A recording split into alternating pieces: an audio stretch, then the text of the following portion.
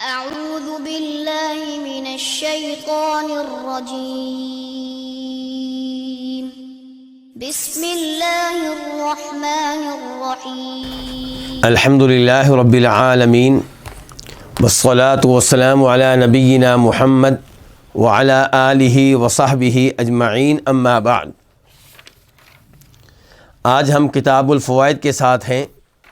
بڑی عظیم الشان کتاب امام ابن القیم رحمہ اللہ کی، اور اس کتاب سے ہم نے بہت کچھ سیکھا ہے۔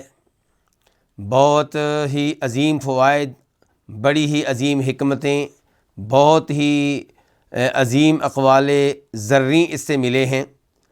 تو آج بھی امید یہی ہے کہ انشاءاللہ اللہ کے فضل و کرم سے بڑے اہم فوائد ہمیں ملیں گے۔ اللہ رب العزت ہم سب کو ان فوائد سے فائدہ اٹھانے کی اور ان پہ عمل پیرا ہونے کی توفیق عنایت فرمائے۔ اللہ کرے کہ ان کی وجہ سے ہمارے دلوں پہ اثرات مرتب ہوں۔ تو کتاب کا صفحہ نمبر ہے آج 76۔ یہ کتاب کے اس ایڈیشن کے مطابق جس کے محقق ہیں شیخ محمد عزیر شمس رحمہ اللہ، اور کتاب کا جو دوسرا ایڈیشن ہے جس کے محقق ہیں ڈاکٹر عبدالباسط مشہدانی، اس کے اعتبار سے آج بنے گا صفحہ نمبر 114۔ عنوان جو قائم کیا ہے امام صاحب نے وہ ہے فائدہ جلیلہ، ایک عظیم فائدہ۔ چنانچہ فرماتے ہیں بین العبد و بین اللہ والجنت قنطرۃ تقطع خطوتین، کہ اللہ اور بندے کے درمیان، ان کی ایک جانب بندہ ہے، دوسری طرف اللہ رب العزت اور اللہ تعالیٰ کی کیا ہے؟ جنت ہے۔ ایک طرف بندہ اور دوسری جانب کون ہے؟ اللہ تعالیٰ اور اللہ تعالیٰ کی جنت۔ تو بندے کے درمیان اور اللہ تعالیٰ اور جنت کے درمیان قنطرۃ، ایک پل ہے، تقطع، جس کو کراس کیا جا سکتا ہے، جس کو طے کیا جا سکتا ہے 2 قدم اٹھا کر۔ کتنے قدم اٹھانے ہیں؟ 2، اور آپ پل کے پار ہو جائیں گے، اللہ تعالیٰ تک پہنچ جائیں گے، جنت تک پہنچ جائیں گے۔ وہ کون سے 2 قدم ہیں؟ پہلے نمبر پہ خطوہ عن نفسی و خطوہ عن الخلق، پہلا قدم اپنے بارے میں اور دوسرا قدم مخلوق کے بارے میں۔ فَيُسْقِطُ نَفْسَهُ وَيُلْغِيهَا فِي مَا بَيْنَهُ وَبَيْنَ النَّاسِ، چنانچہ بندہ کیا کرے؟ یسقط، وہ ساقط کر دے، گرا دے، کس کو؟ نفسہ، اپنے آپ کو۔ بندہ اپنے آپ کو گرا دے اور اپنے آپ کو کل عدم کر دے، اپنی نفی کر دے۔ یلغیہا، اپنے نفس کو کیا کر دے؟ کل عدم کر دے، اس کی نفی کر دے، اسے ختم کر دے۔ کس مسئلے میں؟ فیما بینہ و بین الناس، ان امور میں جو اس کے درمیان اور لوگوں کے درمیان ہیں، یعنی کہ اپنے درمیان اور لوگوں کے درمیان معاملات میں اپنے آپ کو گرا دے، اپنے آپ کو مار دے، اپنے آپ کو ختم کر دے، لوگوں کے سامنے جھک جائے، تواضع اختیار کر لے، تکبر کو ختم کر دے، فخر کے قریب نہ جائے۔ وَيُسْقِطُ النَّاسَ وَيُلْغِيهِمْ فِي مَا بَيْنَهُ وَبَيْنَ اللَّهِ، اور لوگوں کو گرا دے، لوگوں کو کالعدم کر دے، لوگوں کو ختم کر دے، لوگوں کی نفی کر دے ان امور میں جو بندے کے درمیان اور رب کے درمیان ہے۔ جب معاملہ ہو آپ کے درمیان اور لوگوں کے درمیان، آپ کیا کریں؟ اپنی میں کو مار دیں، اپنے من کو ختم کر دیں، تواضع کا مظاہرہ کریں، لوگوں کے ساتھ معاملات اختیار کرتے ہوئے عاجزی کا مظاہرہ کریں، غصہ پی جائیں، معاف کریں، درگزر سے کام لیں، اور جب معاملہ ہو آپ کے درمیان اور رب کے درمیان تو وہاں آپ لوگوں کی پرواہ نہ کریں، رب کی پرواہ کریں، رب کو راضی کریں۔ لوگ ناراض ہوتے ہیں ہوں، راضی ہوتے ہیں تو ہو جائیں، لوگوں کی طرف دیکھنا ہی نہیں ہے۔ کس کی طرف دیکھنا ہے؟ اللہ تعالیٰ کی طرف دیکھنا ہے۔ وہاں پہ لوگوں کی پرواہ نہیں کرنی۔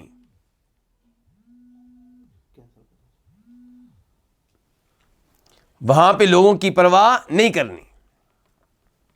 کتنا عظیم یعنی کہ فائدہ دیا امام صاحب نے، کتنی عظیم حکمت دی ہے ہمیں امام صاحب نے، کہ جب آپ کے درمیان اور آپ کے پڑوسیوں کے درمیان، آپ کے درمیان اور آپ کے رشتہ داروں کے درمیان، آپ کے درمیان اور آپ کے بھائیوں کے درمیان معاملہ ہو تو وہاں پہ آپ نے اپنے من کو مار دینا ہے، اپنی میں کی پرواہ نہیں کرنی۔ وہاں پہ آپ اپنا حق جو ہے وہ بھول جائیں، اپنا حق جو ہے اسے چھوڑ دیں، اور جب معاملہ ہو آپ کے درمیان رب کے درمیان، پھر لوگوں کی طرف نہیں دیکھنا۔ جب رب بلائے نماز کے لیے، اب آپ نے لوگوں کی پرواہ نہیں کرنی۔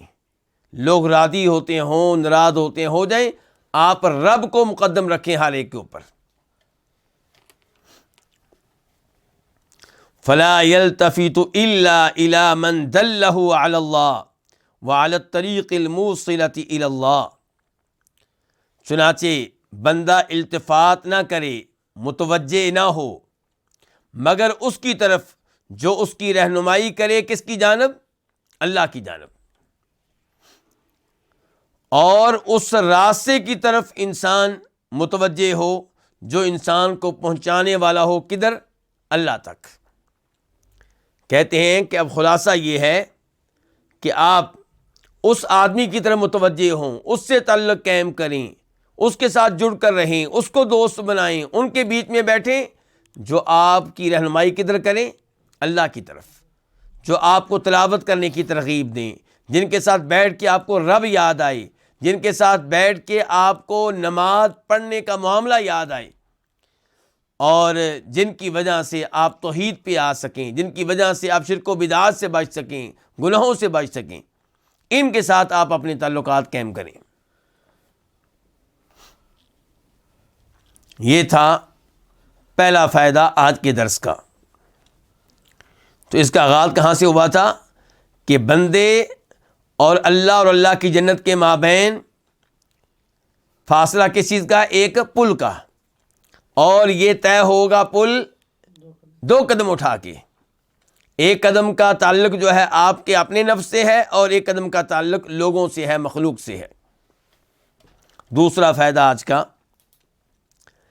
کہتے ہیں صاحب الصحابۃ واعد اقترب للناس حسابهم فجزعت للخوف قلوبهم فجرت من الحذر العیون فسالت اودیۃ بقدرها۔ امام صاحب کمال درجے کی صلاحیت رکھتے ہیں کس مسئلے میں؟ قرآن کریم کو اپنی گفتگو میں شامل کرنے کی۔ قرآن کریم کی آیات سے فائدہ اٹھاتے ہیں اپنی گفتگو میں، یعنی کہ یہ کہے بغیر کہ اللہ نے کہا، یعنی کہ اللہ کے کلام کو اپنی گفتگو کا حصہ بنا لیتے ہیں۔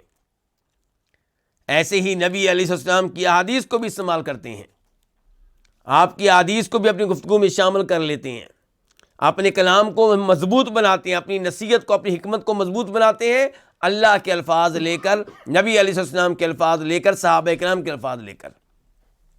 اب دیکھیے، ابھی ہم نے جو یہ فائدہ پڑھا ہے یہ 2 سطروں پہ مشتمل ہے، اور اس میں وہ 2 آیتیں لے آئے ہیں، یعنی کہ یہ کہے بغیر کہ اللہ نے یوں کہا۔ کہتے ہیں کہ صاحب الصحابتی، صحابہ کرام کو آواز دی، صحابہ کرام کو پکارا، کس نے؟ اقترب للناس حسابہم کے واعظ نے۔ واعظ کون ہوتا ہے؟ نصیحت کرنے والا، واعظ کرنے والا۔ صحابہ کرام کو ایک واعظ نے پکارا، ایک واعظ نے آواز دی۔ وہ واعظ کیا تھا؟ کہ اقترب للناس حسابہم وہم فی غفلۃ معرضون، کہ لوگوں کے حساب کا وقت قریب ہوا چاہتا ہے اور وہ غفلت میں ڈوبے ہوئے ہیں، انہیں پرواہ ہی نہیں ہے۔ تو یہ وہ آیت تھی جو صحابہ کرام نے سنی اور اس کے اثر کو قبول کیا۔ حساب پہ، آخرت پہ ان کی توجہ رہی، ہر کام یہ سوچ کر کیا کہ اگر اس کا حساب ہوا تو اس کی وجہ سے ہمیں نیکیاں ملیں گی یا گناہ ملے گا۔ یہ سورہ انبیاء کی آیت نمبر 1 تھی، 1۔ تو یہ جو وعد ہے، یہ جو آیت ہے، یہ صحابہ کرام نے سنی تو کیا اثر ہوا ان کے اوپر؟ فَجَزِيَتْ لِلْخَوْفِ قُلُوبُهُمْ، تو خوف کی وجہ سے ان کے دل گھبرا گئے۔ جازیت گھبرا گئے، للخوف، خوف کی وجہ سے، قلوبہم، ان کے دل، یعنی کہ یہ ایس سن کر کہ لوگوں حساب کا وقت قریب ہے، صحابہ کرام کے دل جو ہے خوف زدہ ہو گئے، پریشان ہو گئے، گھبرا گئے۔ اور ایسی آیتیں صبح و شام ہم سنتے ہیں لیکن ہمارے اوپر کوئی اثر نہیں ہوتا۔ اس سے پتہ چلا صحابہ کرام کی عظمت کا، ان کی شان کا، ان کے مقام کا۔ آج کئی لوگ کہتے ہیں کہ صحابہ کرام بھی ہماری طرح ہیں، بالکل کوئی مقابلہ ہی نہیں ہے۔ فجرت من الحذر العیون، ڈر کی وجہ سے، حذر کا معنی بھی کیا ہے؟ ڈر۔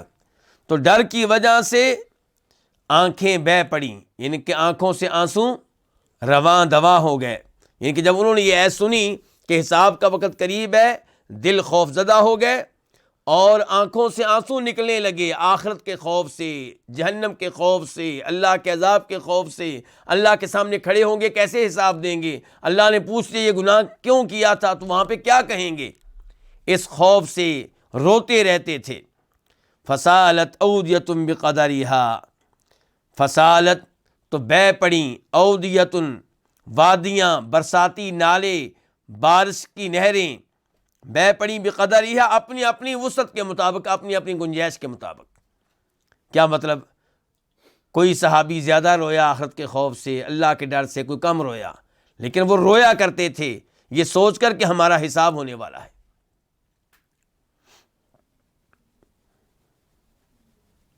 اللہ اکبر، کس قدر نور ہے اس کلام پہ، کس قدر امام صاحب ہمیں جھنجھوڑنے کی کوشش کر رہے ہیں، کس قدر وہ اپنا زور لگا رہے ہیں کہ ہم بھی قرآن کریم کی ان آیات سے، صحابہ کرام کے اس عمل سے کوئی اثر لیں، کوئی ہم بھی آخرت کے خوف سے ڈریں، کوئی ہمیں بھی احساس ہو کہ ہم نے اللہ کے سامنے پیش ہونا ہے۔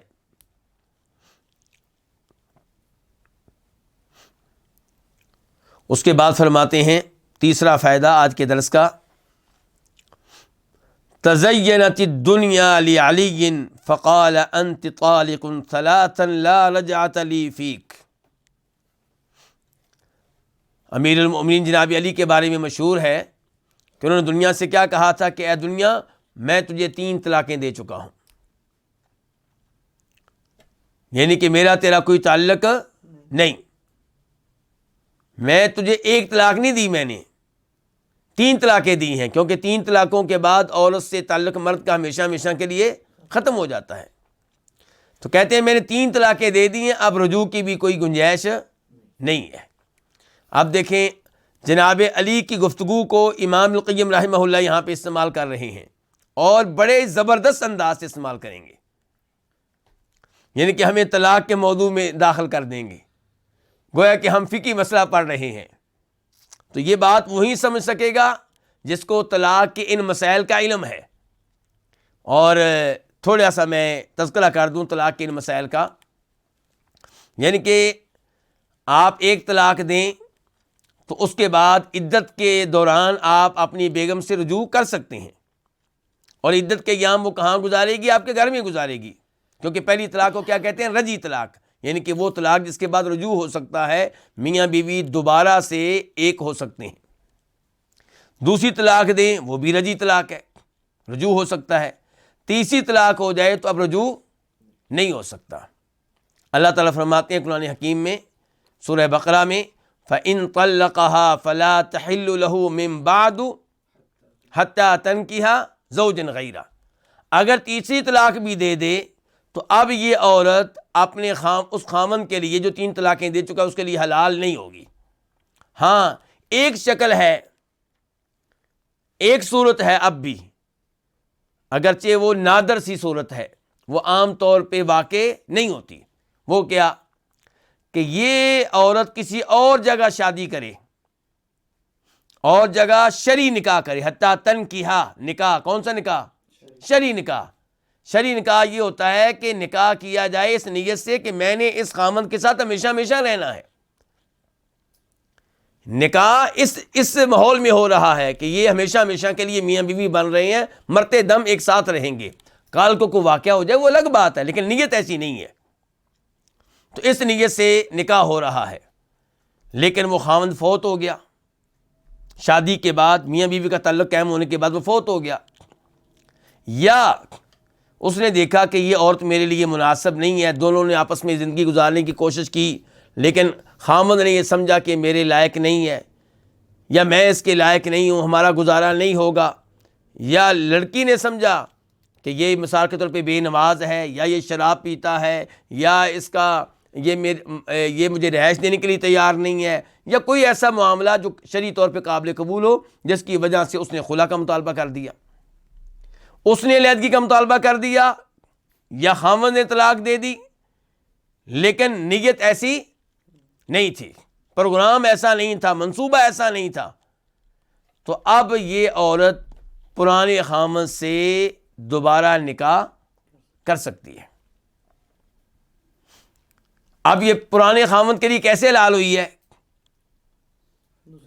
دوسرے مرد سے شادی کر کے حلال ہوئی ہے۔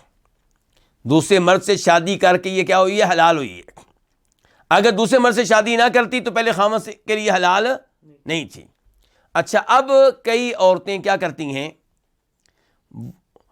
کئی عورتیں ایسی ہیں جنہیں 3 طلاقیں ہو جاتی ہیں، تو اب وہ اور اس کا خاوند جو طلاقیں دے چکا ہے آپس میں سوچتے ہیں کہ اب ہم کیسے اکٹھے ہو سکتے ہیں، ہمارے تو بچے ہیں، الگ ہو جائیں گے، بچوں کا کیا بنے گا، مسائل کھڑے ہوں گے، اب کو راستہ نکالا جائے۔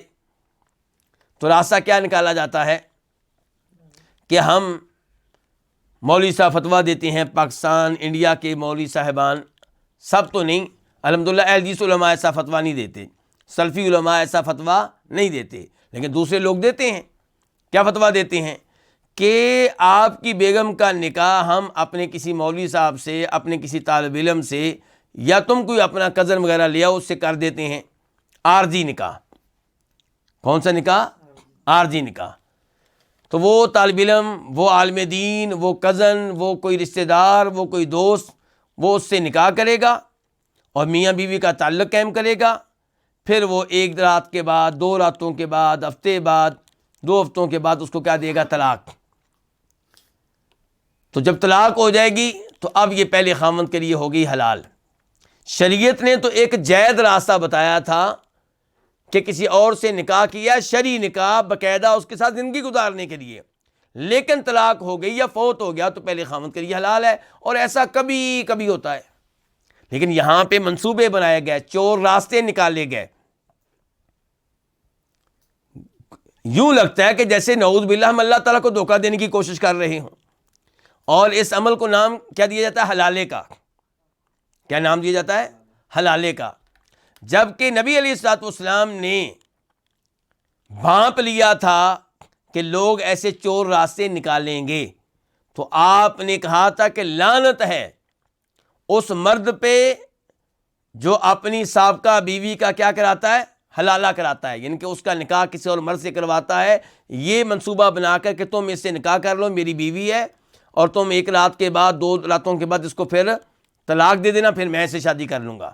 تو فرمایا اللہ کی لعنت اس پہ جو حلالہ کروائے، اور اس مرد پہ جو حلالہ کرے، اس نیت سے نکاح کرے کہ 1 رات کے بعد اس کو چھوڑ دوں گا تاکہ پہلے خاوند کے لیے حلال ہو جائے۔ دونوں پہ اللہ کے نبی نے کیا کی ہے؟ لعنت کی ہے صلی اللہ علیہ وسلم۔ اور یہ حدیث روایت کرنے والے راوی کو ایک نہیں ہے۔ مزے کی بات یہ ہے کہ اس حدیث کو کئی صحابہ کرام نے روایت کیا ہے۔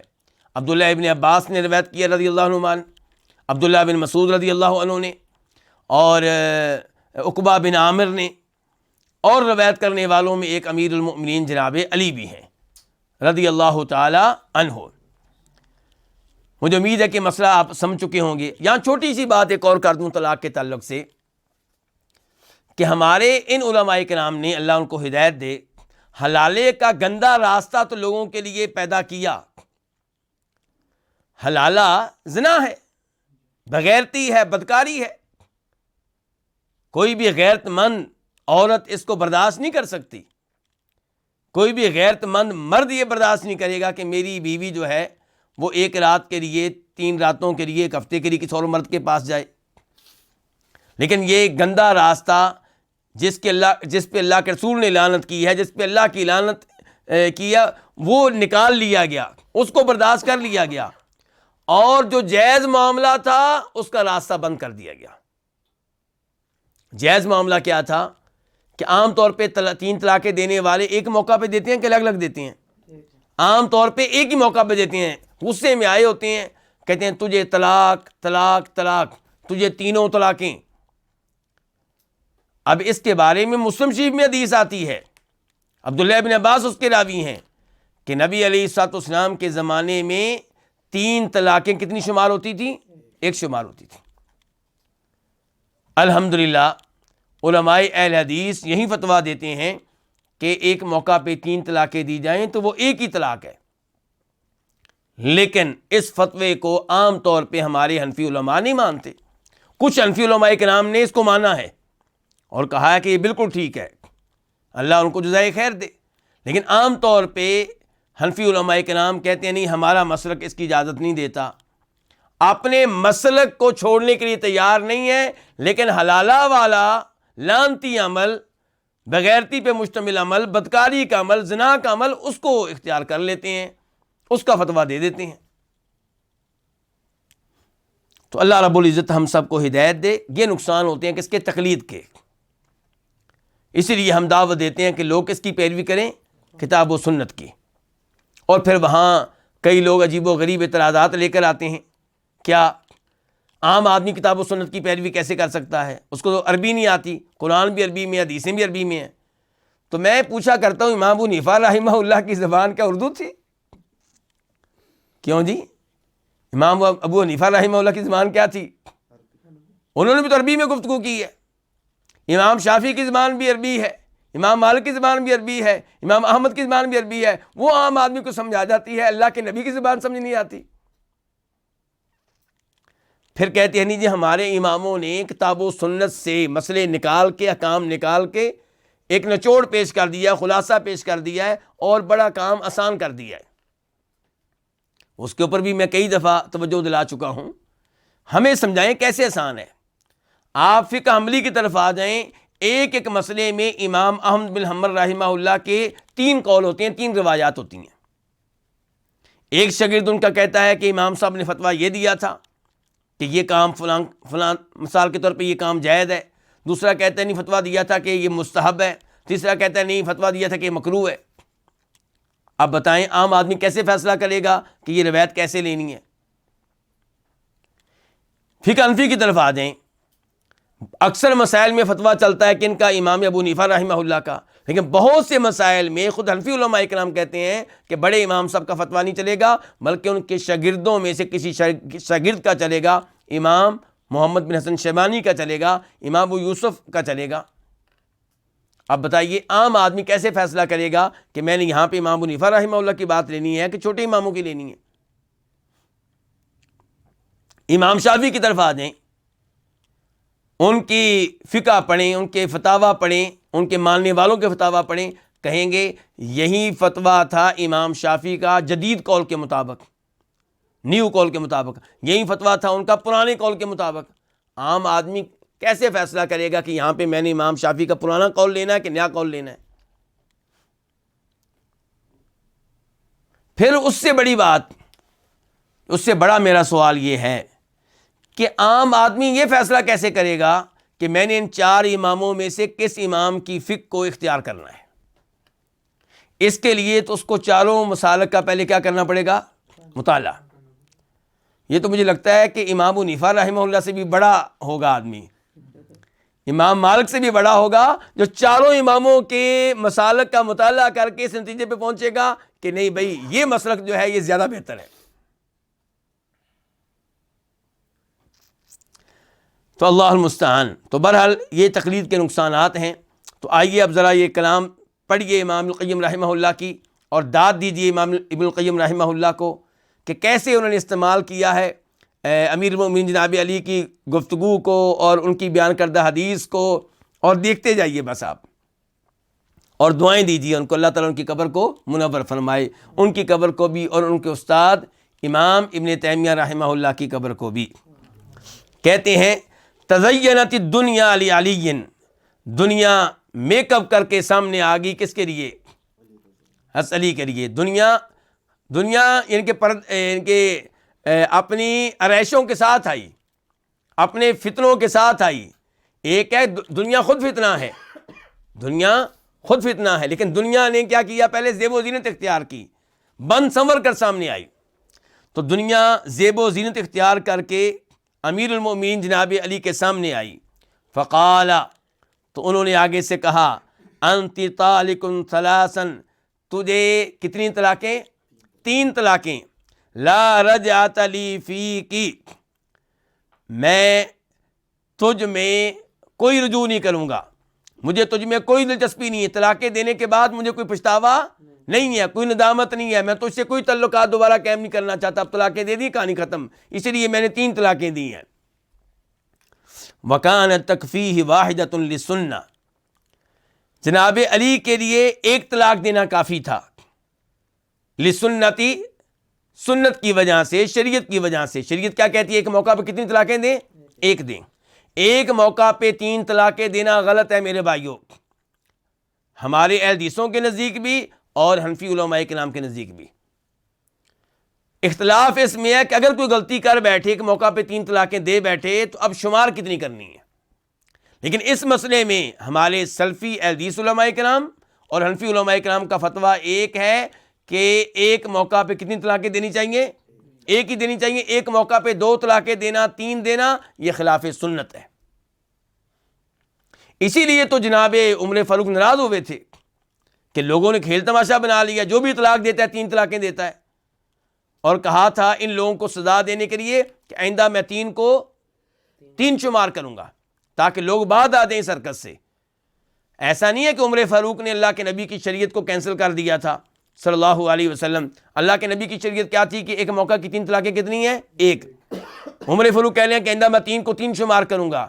اس کا مطلب یہ نہیں کہ وہ شریعت کو کینسل کر رہے ہیں، نہیں، بطور حکمران، بطور خلیفہ اپنے زمانے حکومت میں ان لوگوں کو عبرت بنانا چاہتے ہیں جو ایک ہی موقع پہ 3 طلاقیں دے دیتے ہیں۔ فرمایا میں 3 شمار کروں گا تاکہ آئندہ کوئی ایسی جرت نہ کرے، یہ مقصد تھا ان کا۔ یہ ان کے سوچ کا مفہوم میں نے بیان کیا ہے۔ تو وکانت تکفیہ کی ضمیر کی طرف جا رہی ہے جناب علی کی طرف، کہ جناب علی کے لیے کافی تھی، واحدۃ، 1 کی طلاق، لسنتی، سنت کی وجہ سے۔ لیکنہ جمع الثلاثہ، لیکن انہوں نے جمع کر ڈالا کتنی طلاقوں کو؟ 3 طلاقوں کو، تینوں طلاقیں دے دیں۔ کیوں تینوں دیں؟ لئلا یتصور للہوى جواز المراجعہ، تاکہ رجوع کرنے کا جواز تصور میں نہ آئے، ذہن میں نہ آئے، للہوى، خواہش نفس کی وجہ سے۔ جب انسان اپنی بیگم کو 3 طلاقیں دیتا ہے، اب پشیمان، نادم، اب راستے ڈھونڈتا ہے کس کام کے لیے؟ رجوع کے لیے، کیونکہ دل قبول نہیں کرتا کہ میں اس عورت سے الگ ہو جاؤں، دل قبول نہیں کرتا کہ میرے بچے اب اس عورت کے پاس رہیں، میں بچوں سے دور رہوں۔ تو جناب علی نے 3 طلاقیں دے دیں تاکہ یہ ذہن میں آئی نہ کہ میں نے رجوع کرنا ہے۔ لئلا یتصور للہوى جواز المراجعہ، تاکہ رجوع کرنے کا جو جواز ہے اس کا تصور نہ آئے، للہوى، خواہش نفس کی وجہ سے، خواہش مند طبیعت کی وجہ سے۔ ودینہ الصحیح وطبعہ السلیم، اب یہ کہا جا سکتا ہے کہ وہ حلالی کا راستہ نکال لیتے۔ کون سا راستہ نکال لیتے؟ کہ ٹھیک ہے دنیا کو 3 طلاقیں دے دی ہیں تو کوئی نہ کوئی راستہ نکال لیتے، 3 طلاقیں دینے کے باوجود حلالی کا راستہ موجود ہے۔ کہتے ہیں نہیں، ودینہ الصحیح، اور ان کا صحیح دین، کن کا؟ جناب علی کا، وطبعہ السلیم، اور ان کی فطرت سلیمہ، یأنفان من المحلل، یہ ناپسند کرتی ہیں کس کو؟ حلالہ کرنے والے کو. حلالہ کرنے والے کو. وہ جناب علی کا دین قبول نہیں کرے گا حلالہ کرنے والے کو. جناب علی کی فطرت قبول نہیں کرے گی کس کو؟ حلالہ کرنے والے کو.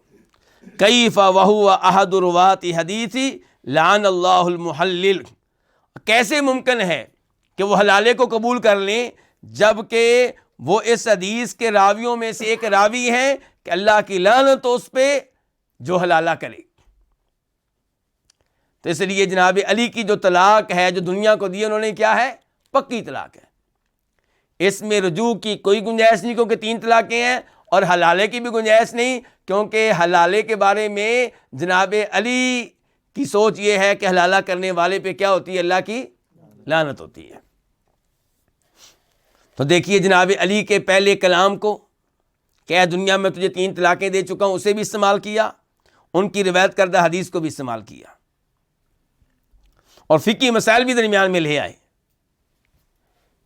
کیا شاندار انداز ہے. اچھا اب یہ حدیث جو ہے جناب علی کی یہ کہاں ملے گی آپ کو؟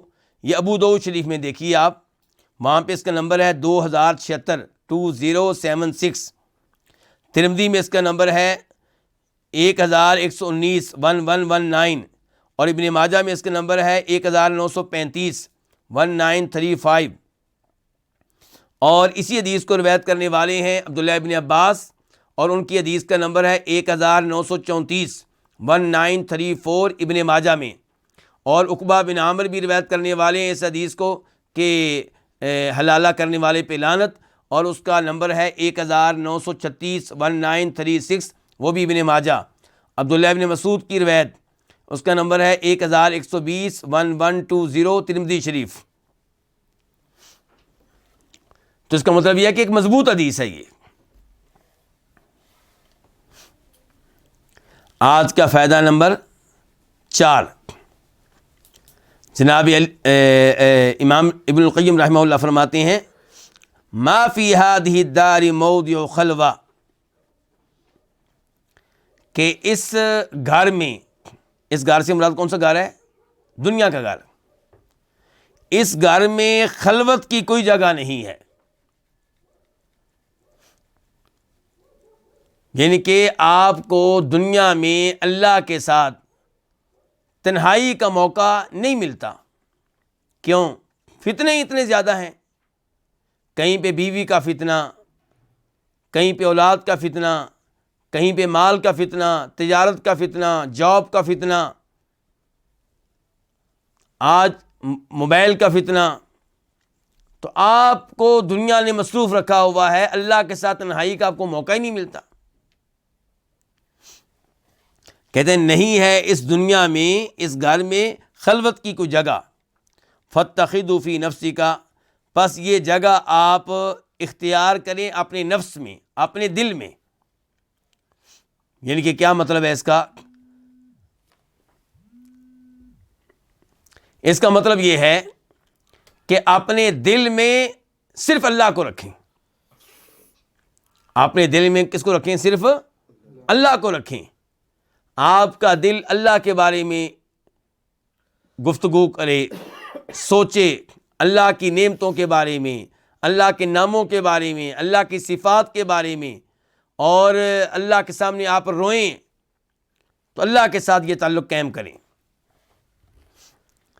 لا بد ان تجذبک الجواذب، لا بد، اس کے بغیر کوئی چارہ کار نہیں ہے. لا بد پکی یہ بات ہے کیا کہ آپ کو اپنی طرف کھینچیں گی کیا؟ دنیا کی دلکشیاں، الجواذب دنیا کی پرکشش چیزیں، دنیا کی رنگینیاں.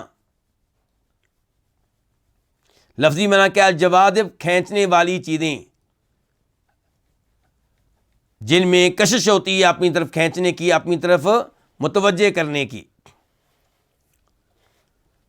تو ان چیزوں سے آپ بچ نہیں سکتے، یہ آپ کے دائیں بائیں موجود ہیں. تو کہتے ہیں لا بد، لازمی بات ہے کہ ان تجذبہ کا، آپ کو اپنی جانب مائل کریں گی، اپنی جانب کھینچیں گی. کیا؟ الجواذب، دنیا کی پرکشش چیزیں، دنیا کی رنگینیاں. فاعرفھا، تو ان چیزوں کو پہچان لو. کن چیزوں کو؟ وہ چیزیں جو آپ کو غافل کر دیتی ہیں. کس سے؟ مسجد سے، تلاوت سے، قرآن سے، اللہ سے، اللہ کے رسول سے، حدیث سے. فاعرفھا، ان چیزوں کو پہچان لو. وکن منہا علی حذر، اور ان سے بچ کر رہو، اور ان سے خبردار رہو، ان سے فاصلہ قائم کر لو.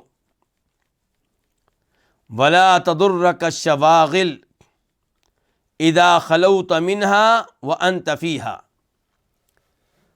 الشواغل، مشغول کر دینے والی چیزیں. مشغول کر دینے والی چیزیں آپ کو نقصان نہیں دے سکیں گی جب آپ ان سے الگ ہو جائیں اور آپ ان میں ہوں. یعنی کہ آپ کے دائیں بائیں یہ چیزیں موجود ہیں، لیکن آپ ان سے الگ تھلگ ہیں. آپ نے اپنا مضبوط تعلق قائم کیا ہوا اللہ رب العزت کے ساتھ، نمازوں کے ساتھ، مسجد کے ساتھ، تلاوت کے ساتھ، تو پھر یہ چیزیں آپ کو نقصان نہیں پہنچا سکیں گی.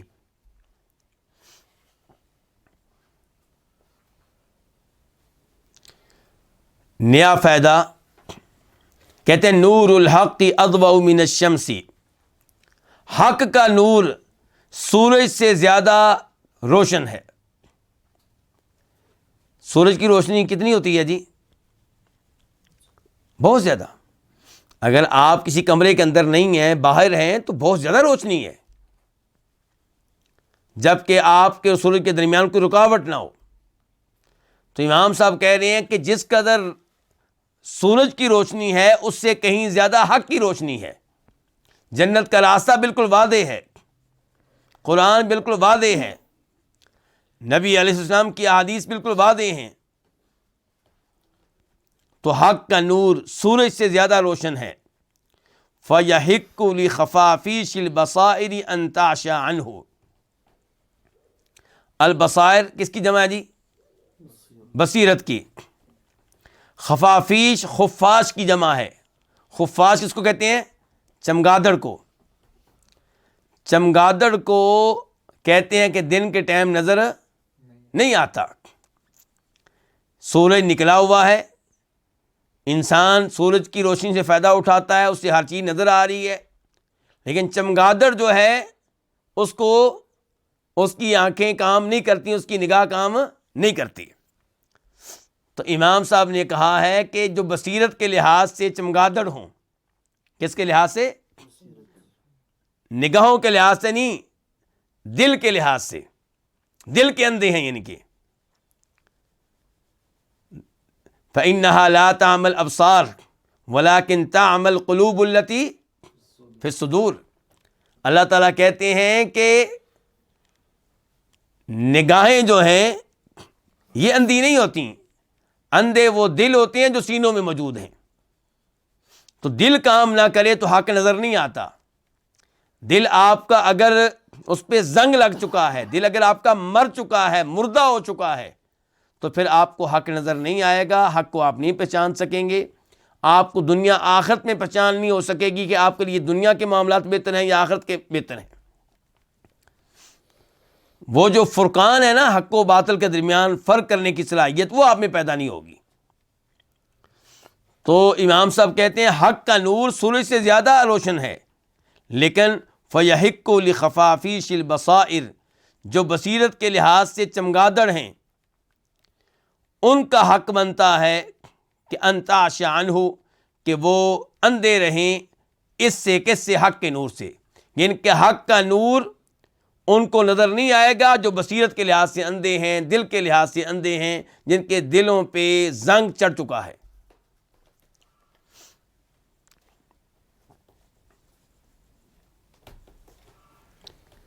امام صاحب فرماتے ہیں الطریق الی اللہ خال من اہل الشک ومن الذین یتبعون الشہوات.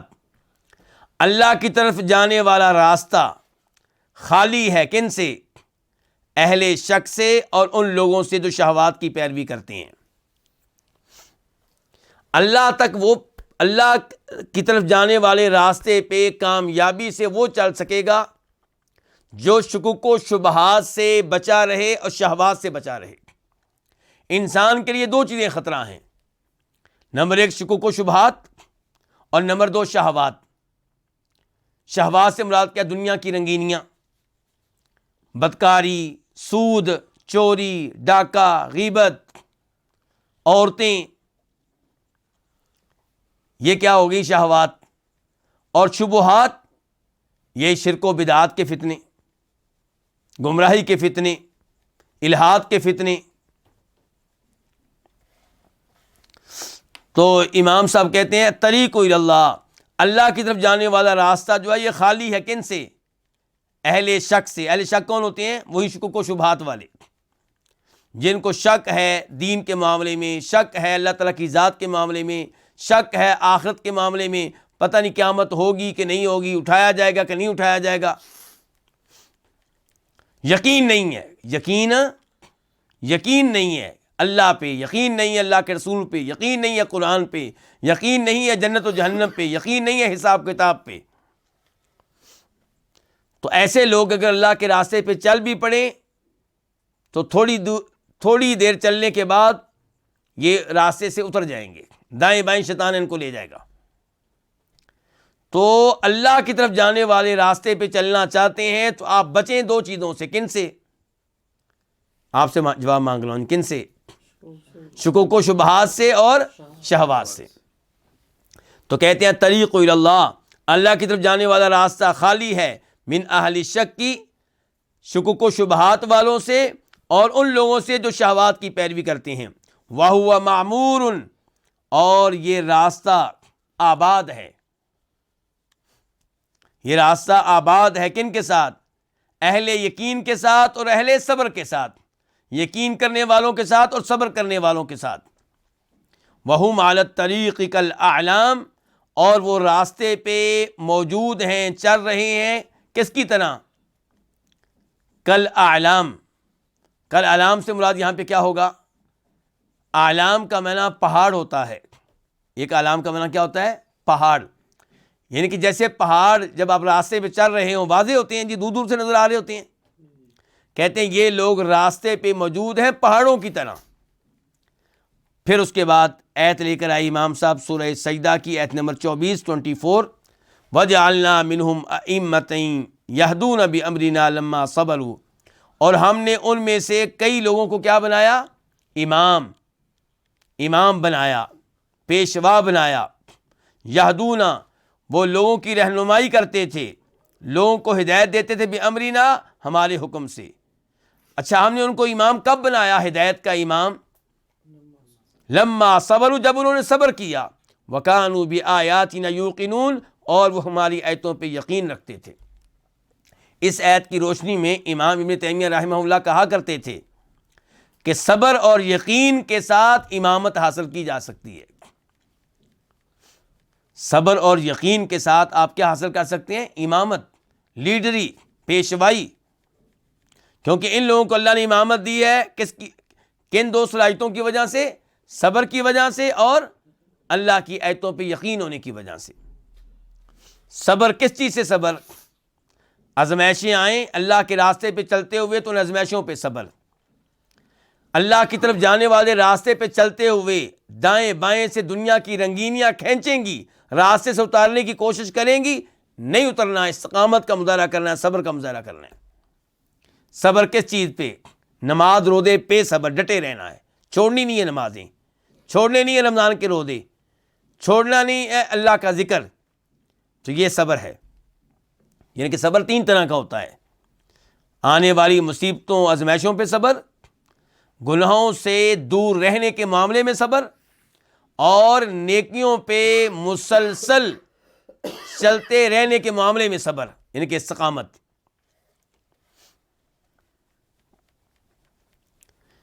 امام صاحب اس کے بعد فرماتے ہیں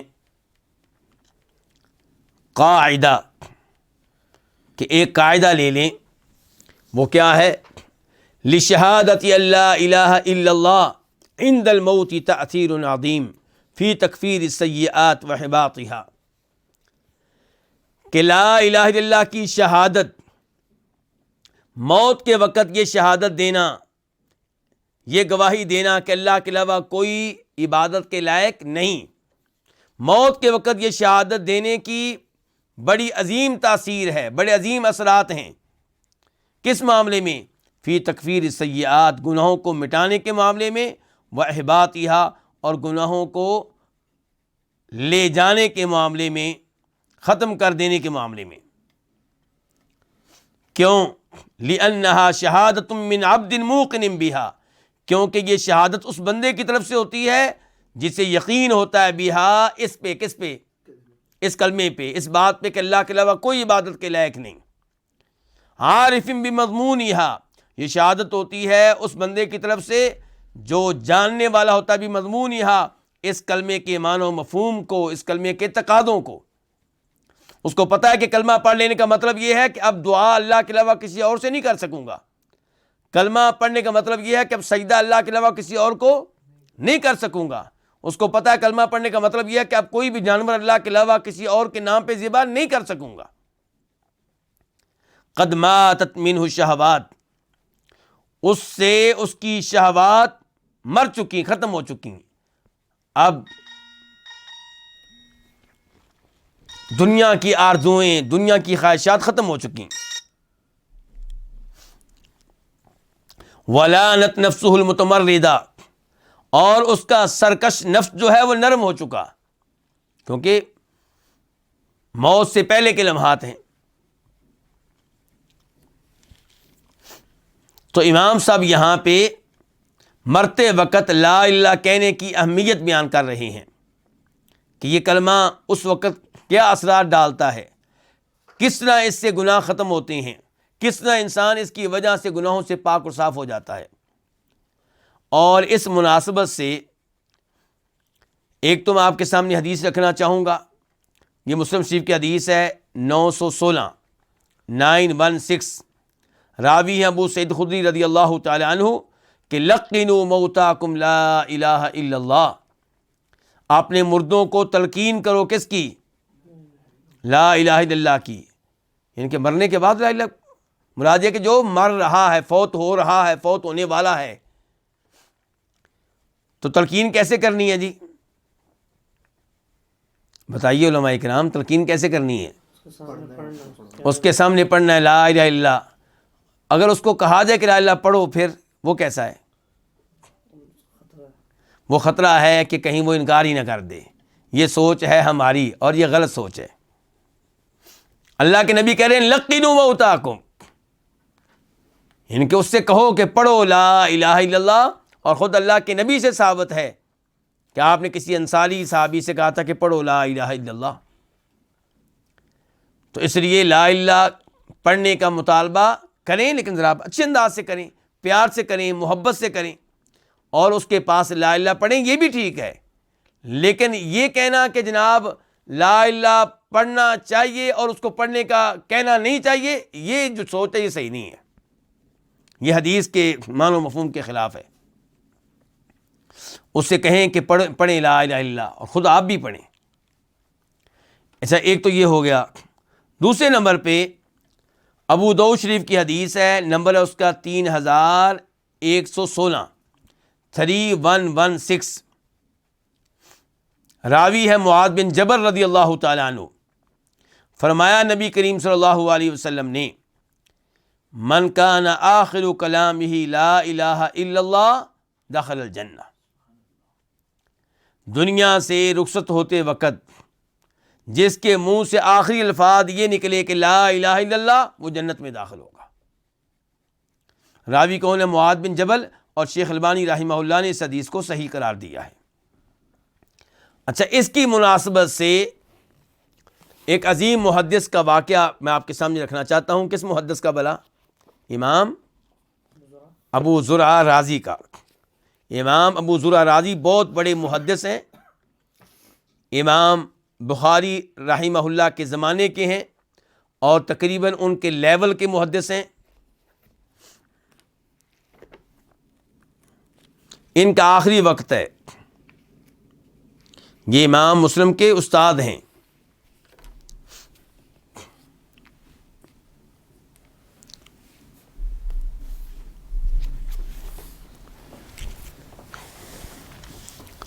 اور اس واقعے کا تعلق اسی حدیث سے ہے جو بھی میں نے آپ کو لکھوائی ہے معاذ بن جبل والی، کہ جو آخری وقت لا الہ الا اللہ کہے گا وہ کہاں جائے گا؟ جنت میں جائے گا۔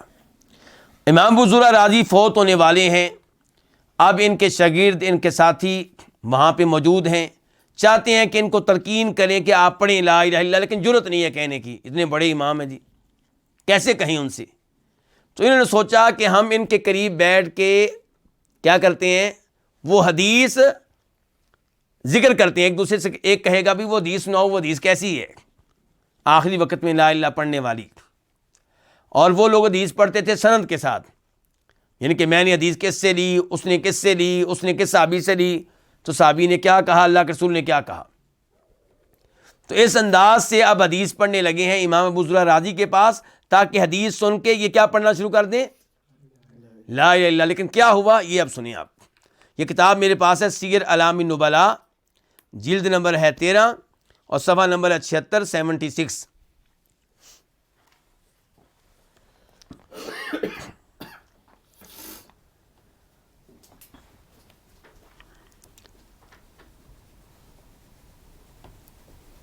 یہ امام ابو زرع کے وراق، ان کے کاتب ابو جعفر محمد بن علی روایت کرتے ہیں کہ ہم امام ابو زرع کے پاس تھے، وَهُوَ فِي السَّوْقِ، جب کہ وہ حالت موت میں تھے، یعنی کہ موت آنے والی تھی، وَعِنْدَهُ ابو حاتم، اور ان کے پاس حدیث کے بہت بڑے امام موجود تھے، کون؟ ابو حاتم۔ امام ابو حاتم بہت بڑا نام ہے، وابن وارا، اور امام ابن وارا یہ بھی بہت بڑے امام ہیں، اور امام منذر بن شادان وغیرہم، اور دیگر بھی کئی لوگ۔ فذکروا حدیث التلقین، تو انہوں نے وہاں پہ تذکرہ کیا حدیث تلقین کا، یعنی کہ لقنوا موتاکم لا الہ الا اللہ، کہ جب کوئی فوت ہو رہا ہو تو اس سے تلقین کرو، اس سے کہو کہ وہ پڑھے کیا، لا الہ الا اللہ۔ واستحیوا من ابی زرعۃ ان یلقنوہ، ان لوگوں کو شرم آ رہی تھی کہ امام ابو زرع رازی سے کہیں کہ آپ پڑھیں لا الہ الا اللہ، کیونکہ بہت بڑے امام ہیں۔ فقالوا، تو انہوں نے آپس میں کہا، تعالوا نذکر الحدیث، آؤ ہم ان کے پاس بیٹھ جاتے ہیں اور اس حدیث کا مذاکرہ کرتے ہیں، آپس میں اس حدیث کو دہراتے ہیں۔ فقال ابن وارا، چنانچہ آغاز کس نے کیا؟ امام ابن وارا نے، اور دیکھنے کہ پرانے لوگ کیسے حدیث پڑھا کرتے تھے۔ کہتے ہیں حدثنا ابو عاصم، ہمیں یہ حدیث بیان کی امام ابو عاصم ضحاک بن مخلد نے۔ حدثنا عبد الحمید ابن جعفر، اور امام ابو عاصم نے کہا تھا کہ ہمیں حدیث بیان کی ہے، بتائی ہے امام عبد الحمید بن جعفر نے، اور عبد الحمید بن جعفر اس حدیث کو روایت کرتے ہیں عن صالح، صالح سے۔ کون سا صالح جی؟ وجعل یقول، اور ابن وارا کہنے لگے، صالح ابن ابی آگے، ولم یجاوز، آگے نہیں پڑھ سکے۔ کیوں نہیں پڑھ سکے؟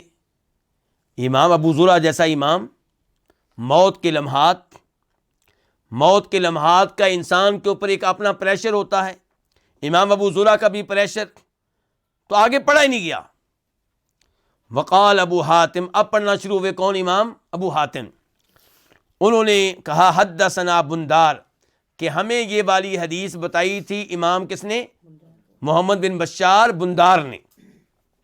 حدثنا ابو عاصم، اور امام بندار نے کہا تھا ہمیں یہ حدیث بتائی تھی امام ابو عاصم ضحاک بن مخلد نے، اور وہ کہتے تھے یہ حدیث ہم نے لی عن عبد الحمید بن جعفر، عبد الحمید بن جعفر سے، اور انہوں نے کیسے؟ عن صالح۔ یہاں پہ پہنچ کے ولم یجاوز، وہ بھی آگے حدیث کو پڑھ نہیں سکے۔ ہیبت امام ابو زرع کی، موت کے لمحات، بڑے بڑے محدث، صبح و شام حدیثیں پڑھنے والے، حدیثوں کے امام، حافظ، نہیں پڑھی جا رہی۔ والباقون سکتوا، اور باقی خاموش رہے۔ فقال ابو زرعۃ وهو فی السوق، امام ابو زرع وہ کہتے ہیں جب کہ وہ موت کے لمحات میں ہیں، اللہ اکبر، وہ کہتے ہیں حدثنا بندار، ہمیں یہ حدیث بتائی تھی امام بندار نے۔ حدثنا ابو عاصم، اور وہ کہتے تھے ہمیں حدیث بتائی ہے امام ابو عاصم ضحاک بن مخلد النبیل نے۔ حدثنا عبد الحمید، اور وہ کہتے تھے ہمیں حدیث بتائی عبد الحمید بن جعفر نے۔ اور وہ روایت کرتے ہیں صالح بن ابی عریب سے، اور وہ کثیر بن مرہ الحضرمی سے، اور وہ معاذ بن جبل سے، قال رسول اللہ صلی اللہ علیہ وسلم من کان آخر کلامہ لا الہ الا اللہ دخل الجنہ، کہ جس نے کہا آخری الفاظ کے لحاظ سے لا الہ الا اللہ جنت میں داخل ہوگا، یہ الفاظ کہے، یہ حدیث مکمل کی، اور ادھر ان کی روح پرواز کر گئی، فوت ہو گئے۔ کتنی شاندار موت ہے، لا الہ الا پڑھتے ہوئے، بلکہ لا الہ کی حدیث پڑھتے ہوئے، اور سند کے ساتھ، سند کے ساتھ۔ کہاں یہ خوش نصیبی اور کہاں وہ بد نصیب۔ امام القیم رحمہ اللہ لکھتے ہیں اپنی اس ایک کتاب میں کہ خوش نصیب ہیں وہ جن کو ایسی موت آتی ہے، ورنہ کتنے ہی ایسے لوگ ہیں جنہوں نے زندگی گزاری برائیوں میں، گناہوں میں، اور ان کے بیٹوں نے، ان کے بھائیوں نے کہا آخری لمحات میں کہ آپ کلمہ پڑھیں، انہوں نے آگے سے گانے پڑھنے شروع کر دیے۔ تو جیسی زندگی گزاریں گے عام طور پہ موت اللہ ویسی دیتا ہے، اس لیے کوشش کرنی چاہیے کہ ہم اچھی زندگی گزاریں۔ تو بہرحال یہ دیکھیں اب کہ موت کے وقت لا الہ پڑھنے کے بڑے عظیم اثرات ہوتے ہیں گناہوں کو مٹانے میں اور ان کو لے جانے میں، کیونکہ یہ شہادت ہوتی ہے ایک ایسے بندے کی طرف سے موقن بہا، جسے یقین ہوتا ہے اس کلمے پہ، عارف بمضمونہا، جسے پتہ ہوتا ہے اس کلمے کے معنی و مفہوم کا، تقاضوں کا، قد ماتت منہ شہوات، اس کی شہوات ختم ہو چکی ہوتی ہیں، مر چکی ہوتی ہیں، ولانت نفس المتمردہ، اس کا سرکش نفس جو ہے نرم ہو چکا ہوتا ہے، وانقادت بعد ایبائہا واستعصائہا، اور اس کا نفس فرما بردار بن چکا ہوتا ہے، کس کے بعد؟ نافرمان ہو جانے کے بعد، بے قابو ہو جانے کے بعد، وَأَقْبَلَتْ بَعْدَ إِرَادِهَا، اور وہ متوجہ ہو چکا ہوتا ہے کس کی طرف؟ اللہ کی طرف، بعد إِرَادِهَا، اعراض کرنے کے بعد، وَذَلَّتْ بَعْدَ عِزِّهَا، اور کمزور ہو چکا ہوتا ہے اپنی قوت کے بعد، وَخَرَجَ مِنْهَا حِرْصُهَا عَلَى الدُّنْيَا وَفُضُولِهَا، اور اس سے نکل چکی ہوتی ہے اس کی وہ حرص جو دنیا کے متعلق تھی، اس کی وہ حرص جو دنیا کی بیکار چیزوں کے متعلق تھی، وَاسْتَخْذَتْ بَيْنَ يَدَيْ رَبِّهَا وَفَاطِرِهَا وَمَوْلَاهَا الْحَقِّ، اور اس کا نفس جو ہے وہ جھک چکا ہوتا ہے اپنے رب کے سامنے، اپنے خالق کے سامنے، اور اپنے حقیقی مالک کے سامنے، اذل ما كانت له، اس موقع پہ وہ سب سے زیادہ اللہ کے لیے جھکا ہوا ہوتا ہے، وَأَرْجَى مَا كَانَتْ لِعَفْوِهِ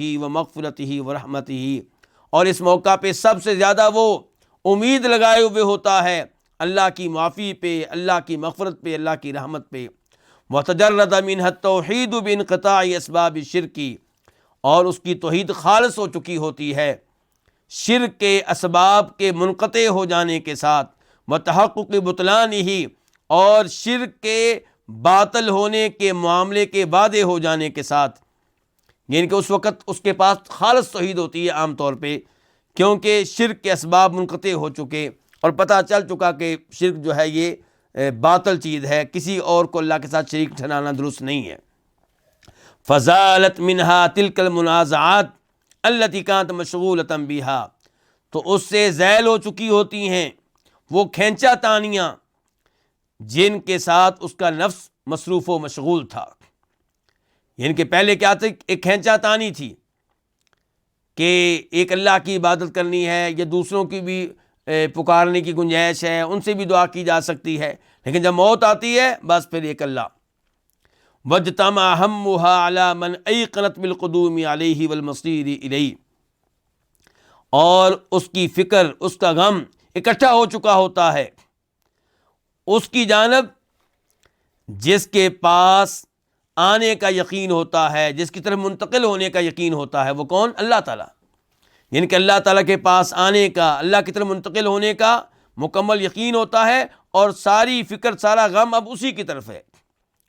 فَوَجَّهَ الْعَبْدُ وَجْهَهُ بِكُلِّيَّتِهِ إِلَيْهِ، تو بندہ اپنے چہرے کا رخ اللہ کی طرف کر لیتا ہے، بِكُلِّيَّتِهِ، پورے طور پہ، وَأَقْبَلَ بِقَلْبِهِ وَرُوحِهِ وَهَمِّهِ عَلَيْهِ، اور وہ متوجہ ہو جاتا ہے علیہ، اللہ کی طرف، اپنے دل کے ساتھ، اپنی روح کے ساتھ، اپنی پوری فکر کے ساتھ، فَاسْتَسْلَمَ لَهُ وَحْدَهُ، تو وہ جھک جاتا ہے اس کے سامنے ظاہری طور پہ بھی باطنی طور پہ بھی.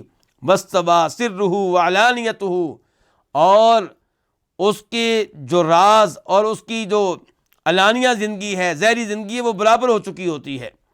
فقال لا الہ الا اللہ، تو اب وہ لا الہ الا اللہ کہتا ہے تو مخلصا من قلبہ، تو اس حال میں کہتا ہے کہ اپنے دل کی طرف سے مخلص ہوتا ہے.